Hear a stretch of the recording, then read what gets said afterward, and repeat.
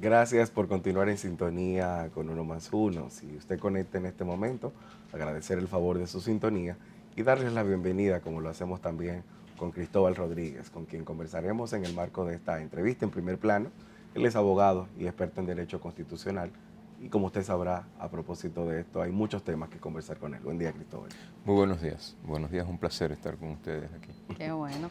Bueno, mucho que conversar, ya lo decía Stalin. En mi caso, me gustaría que iniciemos por el tema de la reforma constitucional.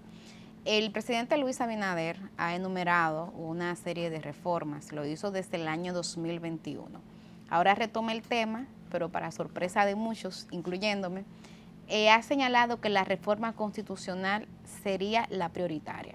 Me gustaría comenzar, Cristóbal, preguntándote si coincides en que sería esa reforma la madre de todos los procesos de reforma que habría que hacer en República Dominicana. Bueno, la última información que vi en relación con el orden de prelación de las reformas que el presidente va a someter al Congreso es que hay interrelación entre la modificación de la Constitución y algunas de las demás reformas que se tienen agenda plantear. Si eso es así, parecería lógico que primero se hagan los ajustes a nivel de la Constitución para evitar que posteriormente se puedan presentar cuestiones de eventuales conflictos, de contradicciones entre la norma legal y la constitucional. Digamos, desde esa perspectiva tiene lógica que así sea, pero además, y esta es una lectura ya casi especulativa, yo creo que mirando los propósitos centrales en los que el presidente ha hecho énfasis en la cuestión de la reforma constitucional, me parece que hay un interés también en ganar un cierto nivel de legitimidad, en posicionar un cierto nivel de legitimidad con el discurso del Ministerio Público y su impacto en la visión del presidente, en el discurso del presidente sobre el tema transparencia, lucha anticorrupción, y con otro tema sensible en el debate político constitucional de toda la vida aquí, que es el de la reelección presidencial. O sea, yo pienso que también hay algo de simbólico y de intención de sentar unas bases de legitimación en el inicio mismo de la tanda de reformas que el presidente dice que tiene en carpeta. Pues el Ministerio Público Independiente era una de las grandes demandas asumidas durante mucho tiempo, por buena parte y por diversos sectores de la sociedad dominicana, y el presidente Abinader se abanderó de ello. Yo creo que ahí hay un pacto, ¿no? Sin embargo, te preguntaría, ¿realmente es necesario acudir a poner ese famoso candado que el presidente Abinader ha mencionado en la Constitución para garantizar y velar porque pueda haber, en efecto, un Ministerio Público Independiente? Bueno, yo creo que hay que hacer una distinción. Cuando el presidente ha hablado de candados o de blindaje, son expresiones Sí, que yo no me gusta usar, pero lo ha hecho refiriéndose específicamente al tema de la reelección presidencial. Es decir, no a ninguno de los demás temas. Por tanto, pareciera que no va a haber modificación para dificultar eventuales reformas posteriores de la Constitución en los demás temas, solo en el de la reelección presidencial. ¿Qué es lo que ha dicho el presidente? Que quiere cerrar la posibilidad o dificultar que siga teniendo lugar una práctica que se ha manifestado históricamente, casi gobierno tras gobierno. Los presidentes quieren modificar la Constitución para continuar en el poder o para volver cuando lo han tenido prohibido. Y esa es una cuestión que si algo ha demostrado la práctica, si algo han demostrado los hechos, es que con las previsiones actualmente vigentes de la Constitución se puede resolver con facilidad o con relativa facilidad. Okay. Es decir, no se ha podido impedir que un gobierno, sobre todo que todos en los últimos más de 20 años han tenido control considerable en las cámaras legislativas, modifique la Constitución si eso es lo que quiere. Con esa finalidad, porque ese es el tema, es con esa finalidad, con la finalidad de hacer algo que la Constitución vigente le impide. Es adaptar la Constitución a la voluntad de poder del gobierno de turno, del presidente de turno y del partido político en el gobierno. Eso es una cuestión que yo pienso que es importante ponerle freno, porque uno lo mira a la luz de las experiencias recientes, de las experiencias que han acompañado a uno de alguna manera en la experiencia biográfica, ¿no?, de la relación con el debate público. Pero esta es una cuestión que inició con la Constitución primera de la República Dominicana en noviembre de 1844.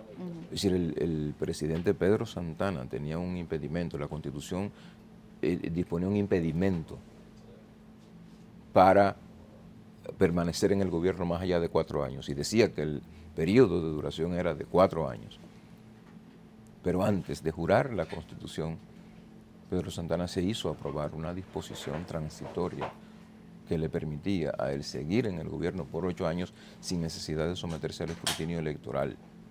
Entonces, las dos reglas básicas alrededor de este tema en esa primera Constitución, que era la regla de duración del periodo y las reglas de no reelección consecutiva, fueron subvertidas antes de la toma de posesión y de la jura de la Constitución por parte de Pedro Santana, y eso no terminó nunca, no ha terminado nunca. No ha terminado. Pero no es que no ha terminado nunca, decir que no ha terminado nunca pareciera inocuo, es que fue la causa, estuvo entre las causas directas de la Primera Guerra Civil en la República Dominicana en 1857.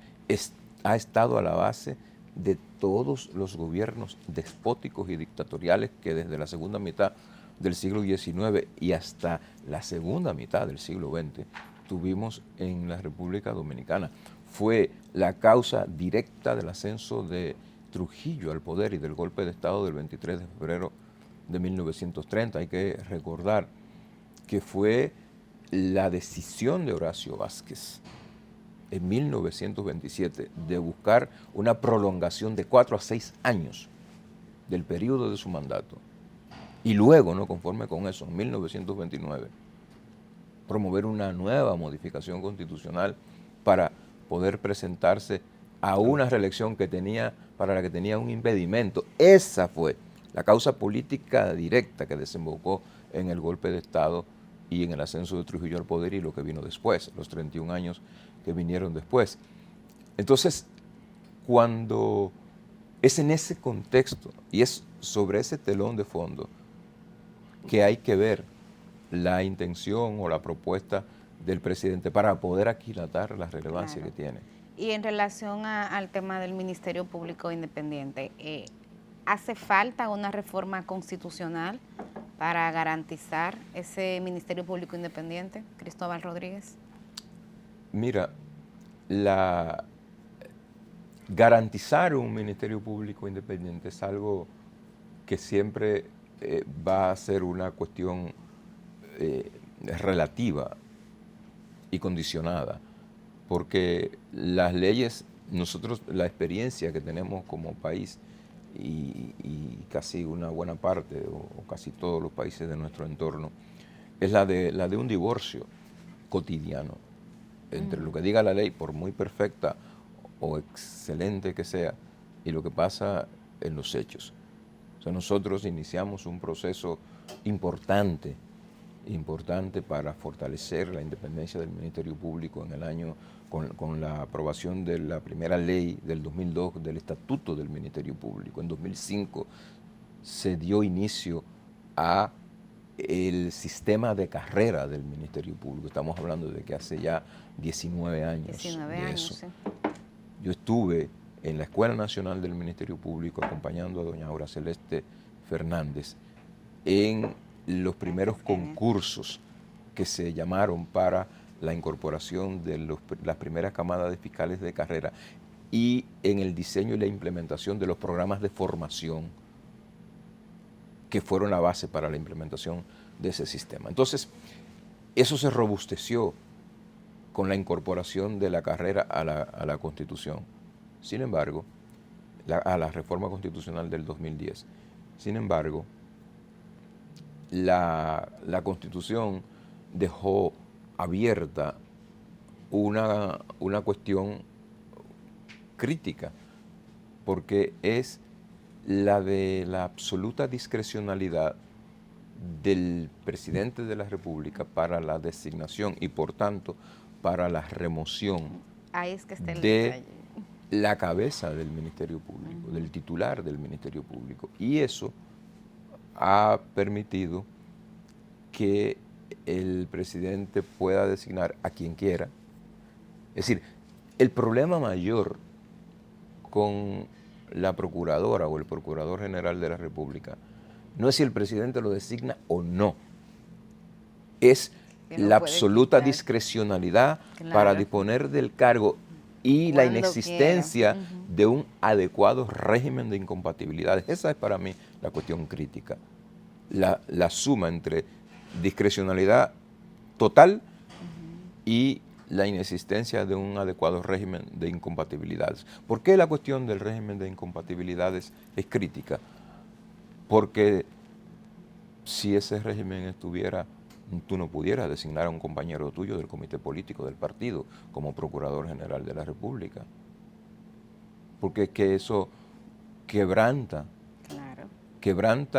o pone en riesgo la posibilidad de independencia funcional de la cabeza del Ministerio Público. Y hay gente que dice, sí, pero todos los fiscales son de carrera, la mitad de los adjuntos son de carrera, pero la cabeza, que es la que marca la línea estratégica de trabajo en materia de persecución y búsqueda de sanción del crimen, incluidos los crímenes asociados a la corrupción administrativa en todas sus modalidades y variables. Y el acceso a la carrera, la facilitación del acceso a la carrera. Bueno, en la medida en que él preside al mismo tiempo el Consejo, es que, vamos, lo quiero graficar de una manera simple. Hay una cosa que se llama facultad de avocación.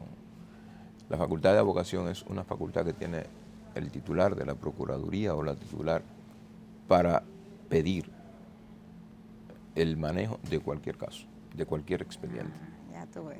En su despacho. Lo vimos. Claro. En su despacho, ¿no? Sí. Entonces, cuando tú eres miembro de un alto órgano de dirección del partido, órgano del cual también es miembro el presidente que te designa, el presidente que te puede destituir, y te toca ver, auscultar, perseguir, solicitar sanciones contra un compañero de ese mismo órgano, el conflicto de intereses es demasiado patente. Entonces, tiene razón. Demasiado patente. Tiene razón el presidente. Entonces, sí, Tiene es razón. una iniciativa importante. Es una iniciativa que está llamada a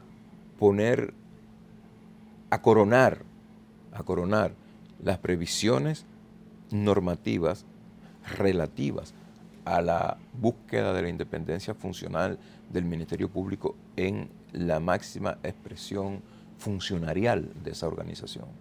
Muy bien, aclarado ese punto, Cristóbal.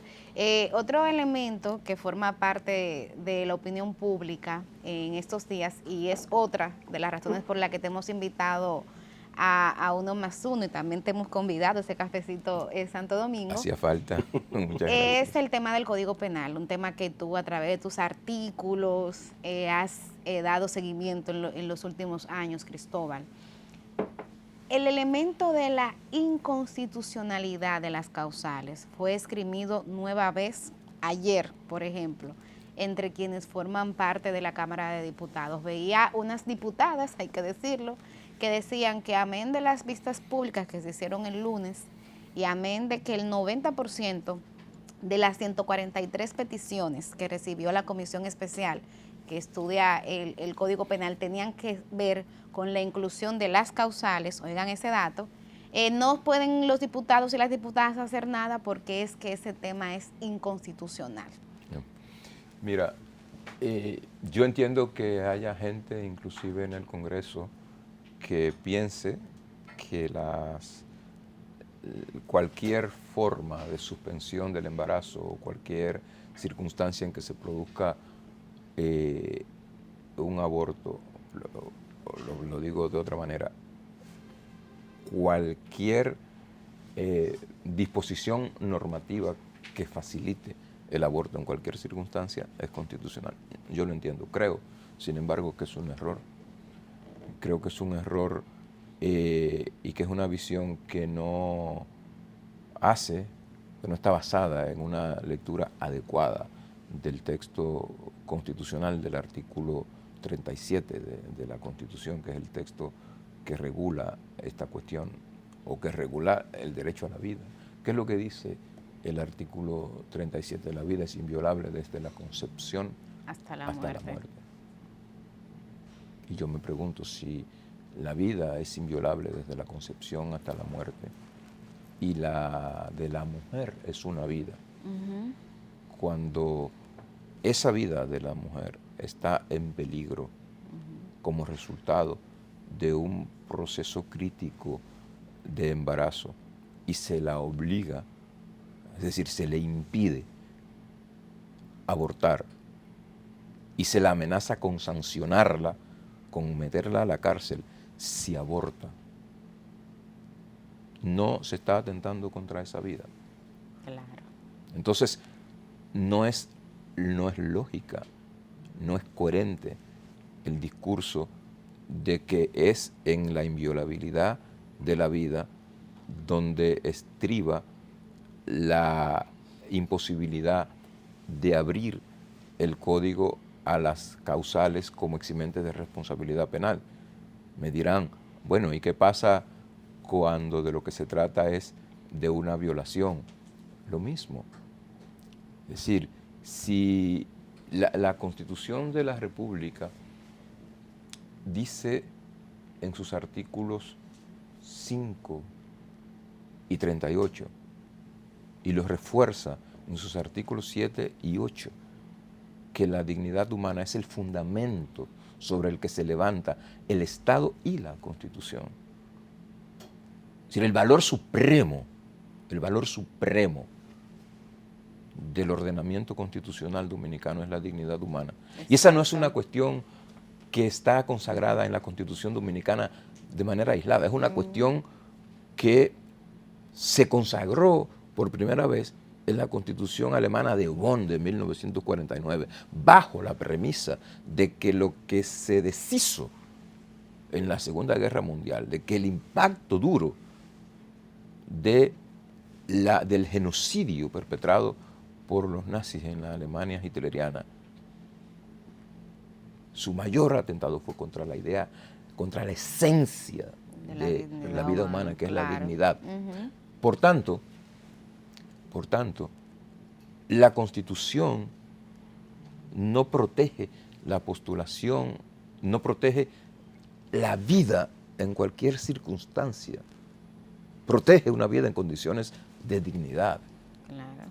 Y no es una vida, no es cónsono con el respeto a la idea constitucional de dignidad obligar a una mujer, a una niña, cuya dignidad ha sido herida por el crimen de una violación perpetrado contra su cuerpo, a llevar hasta el final, o sea, a tener un hijo que es el producto de ese crimen.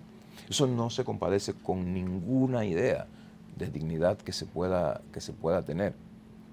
Por tanto, hay hay un segundo aspecto en el que creo que está errada la posición de quienes así razonan, pero además la concepción, ¿qué es lo que significa en el lenguaje técnico la concepción? Porque se habla como si eso se produjera en el momento en que se implanta el espermatozoide en el óvulo. Uh-huh. Todas las jurisprudencias relevantes de las cortes internacionales en América, en Europa y en muchísimos países donde esto ha sido objeto de discusión en los tribunales, te hacen una distinción. Y la premisa es mientras el feto no pueda vivir, no pueda sobrevivir, no sea viable, independiente del útero materno, es decir, mientras no sea viable, no adquiere derechos, porque es una cuestión que depende del cuerpo, depende totalmente del cuerpo de la madre. Entonces, en resumen, me parece, y creo que hay gente que lo cree de verdad, pero me parece que es una lectura totalmente equivocada y que no toma en consideración las cuestiones relevantes en cualquier análisis de interpretación adecuada de la Constitución. Finalmente, Cristóbal, porque el tiempo se acabó y ahí está Altagracita Paulino en el círculo de espera. Tu perspectiva en relación a lo que pudiera pasar en los próximos días con el Código Penal. Te lo pregunto porque tú le has dado mucho seguimiento a este tema. ¿Qué te dice tu olfato político? Primero que al parecer se van a acoger muchas de las propuestas y se van a hacer muchas modificaciones en relación con toda la cuestión crítica que ha tenido lugar en los últimos 10 días en la Cámara de Diputados. Creo que hay un laborantismo intenso en la Cámara Baja alrededor de este tema. No tengo claro que haya tiempo para aprobarlo en esa legislatura, aunque esa parece ser la intención tanto en el Senado como en la Cámara. Y si me preguntan mi opinión sobre eso, diría, tal vez lo sensato, tal vez lo prudente sea dejar respirar esta discusión y esta iniciativa para una próxima legislatura. Que no se apruebe en esta no va a llevar a la aprehensión del proyecto. Y aquí hay cuestiones que van más allá de la discusión sobre el aborto, más allá de esos temas que son muy relevantes, claro, que se han estado discutiendo en los últimos días, pero que hay un tema crucial. Es decir, aquí se ha producido, precisamente por lo antiguo del Código, una serie importantísima de legislaciones de naturaleza penal que han dispersado, que han generado un clima de dispersión en el ámbito del derecho penal y su aplicación en los tribunales, que atenta contra la seguridad jurídica. Una misión clave, crítica de la codificación es incorporar en la medida de lo posible toda esta legislación y codificarla en un único cuerpo normativo. Entonces, yo creo que esa es una cuestión que ha estado ausente del debate, pero que debería incorporarse de manera relevante a la deliberación sobre la reforma del Código, y eso amerita que se le dé un respiro y que podamos continuar esta discusión en paz en una próxima legislatura. Bueno, ahí la comparecencia de Cristóbal Rodríguez. Magistral como siempre. Magistral como siempre, una cátedra dictada a primera hora de la mañana, que creo que edifica bastante la perspectiva, no solamente de la audiencia de 1+1, sino también, ojalá, que de muchos de los tomadores y tomadoras de decisiones que en el marco del Congreso pues les corresponde en este contexto. A ustedes agradecerles. Cristóbal, gracias por acompañarnos esta mañana, por acudir de esta manera a esta comparecencia. Y a ustedes invitarles a que nos permitan un minuto para estar de vuelta con Altagracita Paulino, que como ya iniciamos diciendo anteriormente, hoy va a hablar de la canasta familiar.